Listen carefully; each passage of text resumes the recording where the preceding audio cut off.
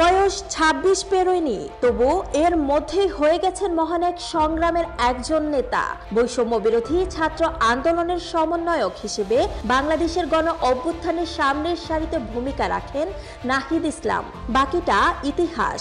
গণতন্ত্রকামী ছাত্র জনতার বিপুল রক্তের বিনিময়ে পতন হয়েছিল বিশ্বের অন্যতম শক্তিশালী এক স্বৈরাচারের।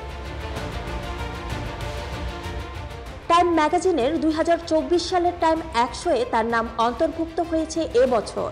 প্রতি বছর বিশ্বের প্রভাবশালী ১০০ ব্যক্তির এই তালিকা প্রকাশ করে বিখ্যাত সাময়িকীটি। ১৯৯৯ সাল থেকে প্রতি বছর প্রকাশিত হচ্ছে এই তালিকা।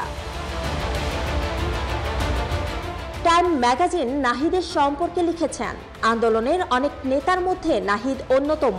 বাংলাদেশের কুখ্যাত গোয়েন্দা সংস্থার নির্যাতনের পর জনমানুষের কাছে তার পরিচিতি আরো বাড়তে থাকে। ইডেন বে কক্সবাজার সমুদ্র সৈকতের উপর নিজেদের একটি ঠিকানা। মাত্র ৫ লাখ টাকায় আপনিও হয়ে যেতে পারেন এই হোটেলের মালিক। ইডেন বে, আ কনসার্ন অফ ভাইয়া হোটেলস। সেই নাহিদই ৩ আগস্ট জাতীয় শহীদ মিনারে লাখো জনতার সমাবেশে বৈষম্য বিরোধী ছাত্র আন্দোলনের হয়ে এক দফা দাবি ঘোষণা করে। কি ছিল ঐতিহাসিক এক দফা আজ কারো অজানা নয়। ওই দিন বিকেল ৫:৩০টার দিকে নাহিদ ইসলাম মাইকে সমবেত মানুষের উদ্দেশ্যে বলেন, মানুষের জীবনের নিরাপত্তা ও সমাজের ন্যায় বিচার প্রতিষ্ঠার জন্য আমরা এক দফা দাবির সিদ্ধান্তে উপনীত হয়েছি। এক দফাটি হলো প্রধানমন্ত্রী শেখ হাসিনা সহ এই সরকারের পতন ও ফ্যাসিবাদের বিলোপ।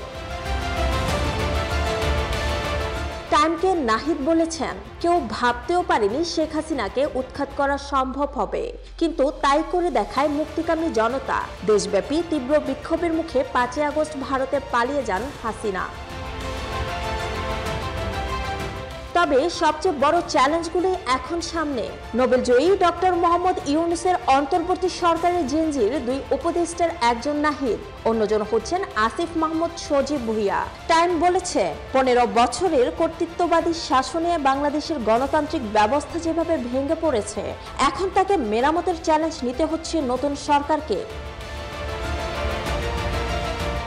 এ বিষয়ে নাহিদের ভাষ্য, আমাদের নতুন প্রজন্মের পালস বুঝতে হবে। বাংলাদেশ রাজনৈতিক দলগুলোর মধ্যে সহিংসতার যে পালাক্রম, অবশ্যই তার অবসান হতে হবে। আমাদের সামনে এগিয়ে যেতে হবে।